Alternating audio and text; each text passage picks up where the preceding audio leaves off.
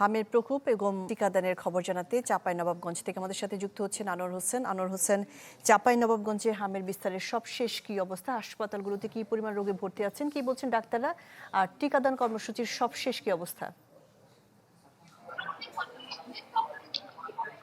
হ্যাঁ শাহনাজ, আসলে চাপানো যে হামের প্রকোপ এখনো কমেনি, বরং উঠানামার মধ্যেই আছে।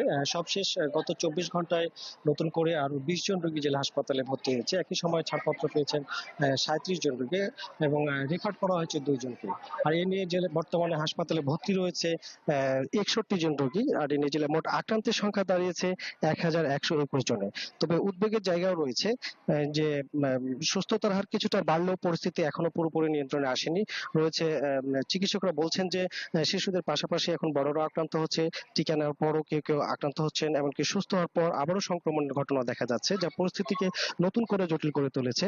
আর প্রতিদিনের এই উঠানামার মধ্যে লড়াই চালিয়ে যেতে হচ্ছে স্বাস্থ্য বিভাগকে। জেলা হাসপাতালের তত্ত্বাবধায়ক ডাক্তার মশিউর রহমান জানিয়েছেন যে গত 5 এপ্রিল থেকে বিশেষ টিকা কার্যক্রম শুরুর পর মাঝে কয়েকদিন রোগীর চাপ কিছুটা কমেছিল। তবে বর্তমানে রোগীর চাপ আগের মতো রয়েছে এবং শহরের তুলনায় গ্রামের রোগী বেশি আসছে।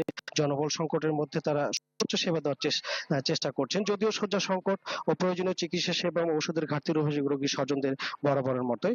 আর চিকিৎসকরা বলছেন যে শুরুতে অবহেলা এবং দেরিতে হাসপাতালে আসার কারণে অনেক রোগীর অবস্থা গুরুতর হচ্ছে এবং আক্রান্ত রোগীর সংস্পর্শে এলে রোগটি দ্রুত ছড়াচ্ছে, যা সংক্রমণকে দীর্ঘায়িত করছে।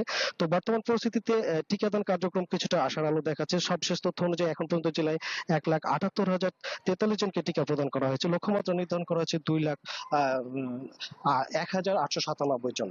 তো স্বাস্থ্য বিভাগ বলছে পরিস্থিতি যাই হোক না কেন, এই টিকাই হতে পারে সংক্রমণ নিয়ন্ত্রণের সবচেয়ে কার্যকর উপায়। তাই আতঙ্ক নয়, সচেতনতা বাড়ানোর পাশাপাশি টিকাই হতে পারে এই সংক্রমণের গতি থামাতে পারে, এমনটাই মনে করছেন সংশ্লিষ্টরা। জি, শাহনাজ। আনোয়ার হোসেন, আপনাকে ধন্যবাদ। চাঁপাইনবাবগঞ্জে হামের বিস্তার এবং টিকাদানের খবর জানাচ্ছিলেন আনোয়ার হোসেন।